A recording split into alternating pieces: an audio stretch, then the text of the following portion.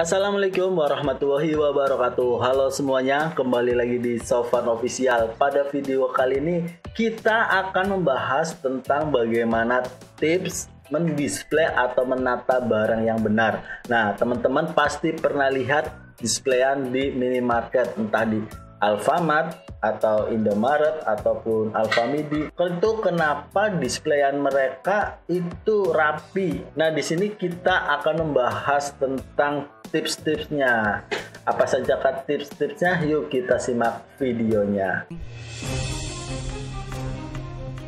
Tapi sebelum membahas tentang tips tersebut, kita akan membahas tujuannya apa sih kita harus mendisplay barang. Yang pertama adalah meningkatkan pembelian. Jadi teman-teman jika mendisplay barang yang rapi, yang bagus, yang sesuai dengan kategori atau yang lainnya, itu akan meningkatkan daya beli. Karena display ini jika displaynya menarik, pastinya akan menarik calon customer atau calon pembeli ke toko kita. Dengan melihat displayan, customer bisa langsung membeli barang yang ada di toko kita.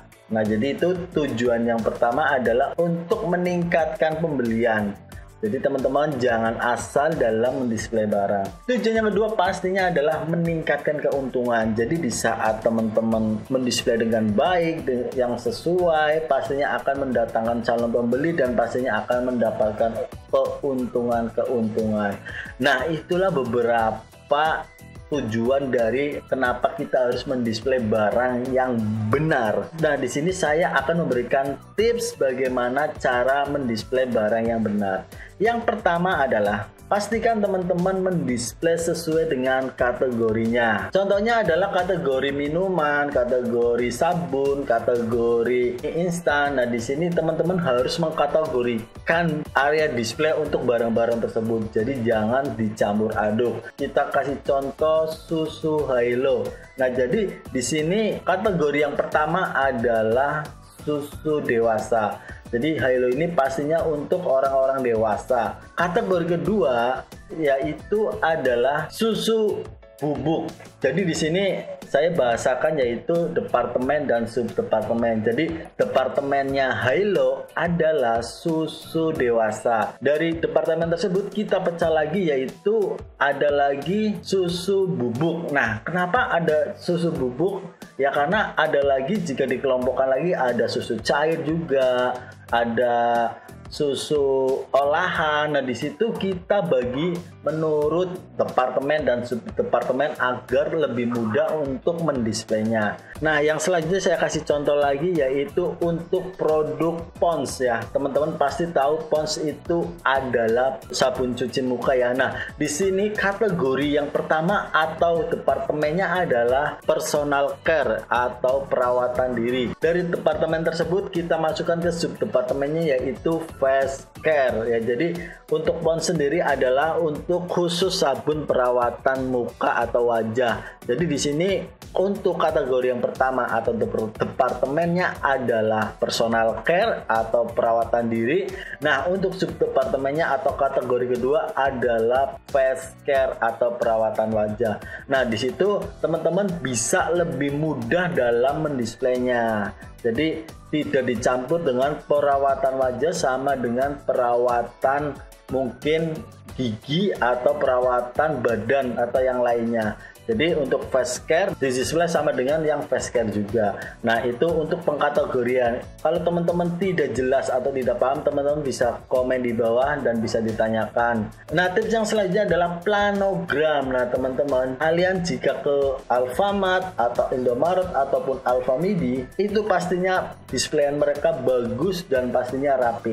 Karena mereka menggunakan planogram atau alat untuk menata atau mendisplay. Jadi barang itu tidak asal didisplay tapi sudah ada tatanannya. Ini di mana, sabun di mana. Jadi sudah ada planogram atau petunjuknya. Untuk planogram juga saya sudah bahas di video-video sebelumnya. Tapi di sini saya akan ulang beberapa saja. Jadi di planogram itu ada beberapa hal atau ada beberapa yang harus teman-teman kalian perhatikan. kenapa susunan atau displayan di minimarket itu rapi.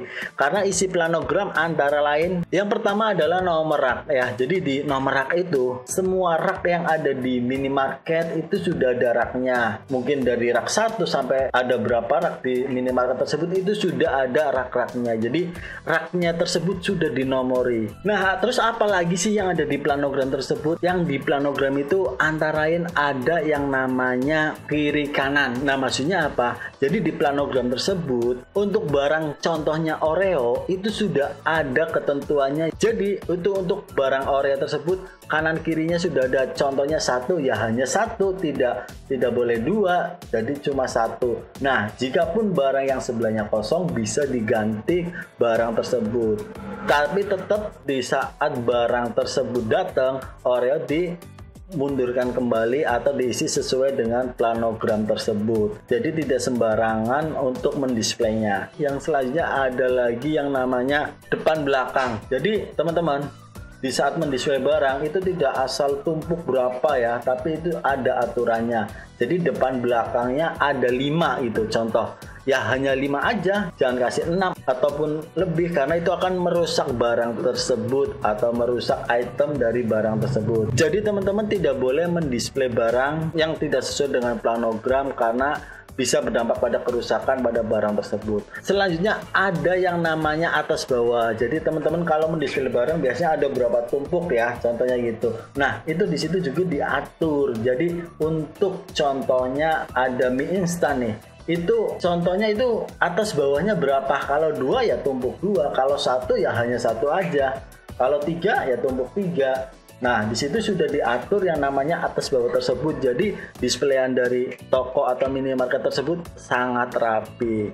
Nah, untuk lebih jelasnya mengenai planogram, sudah saya buatkan videonya. Kalian bisa cari di video-video saya sebelumnya. Tips yang selanjutnya adalah FIFO. Nah, teman-teman, ini juga teman-teman harus perlu perhatikan. FIFO atau first in first out. Jadi teman-teman, ini teman-teman harus perhatikan juga kenapa barang yang di minimarket itu jarang expired. Karena selain rutin dikerjakan pencarian expired, ternyata juga ada yang namanya FIFO. Jadi barang yang pertama masuk atau di display harus pertama keluar. Jadi first in first out, yang pertama masuk pertama keluar. Jadi penatanya kalau ada barang datang lagi ditaruh di belakang.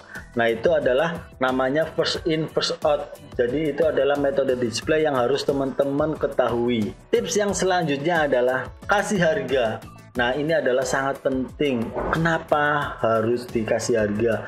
Karena ini adalah untuk memudahkan kita dalam beraktivitas di toko atau di warung sembako kita. Karena apa? Jika tidak ada harganya, pastinya customer akan tanya berapa harganya, dan itu sangat memusingkan atau sangat mengganggu.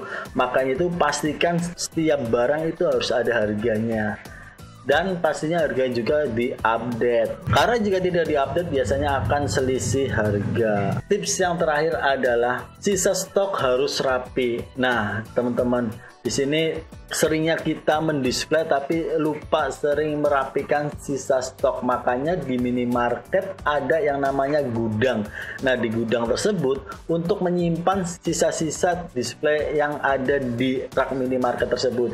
Jadi setelah di display, mereka dimasukkan ke dalam gudang. Nah, di gudang tersebut pun sama perlakuannya, di display juga. Jadi di saat ada barang sisa di display di gudang. Nah, di saat dibawa habis diturunkan lagi. Itulah beberapa tips harus teman-teman ketahui agar barang dagangan atau barang yang ada di rak teman-teman rapi. Dan semoga ini bermanfaat. Jika ada pertanyaan, teman-teman bisa komen di bawah. Insya Allah saya siap membantu. Dan saya Sofan. Wassalamualaikum warahmatullahi wabarakatuh.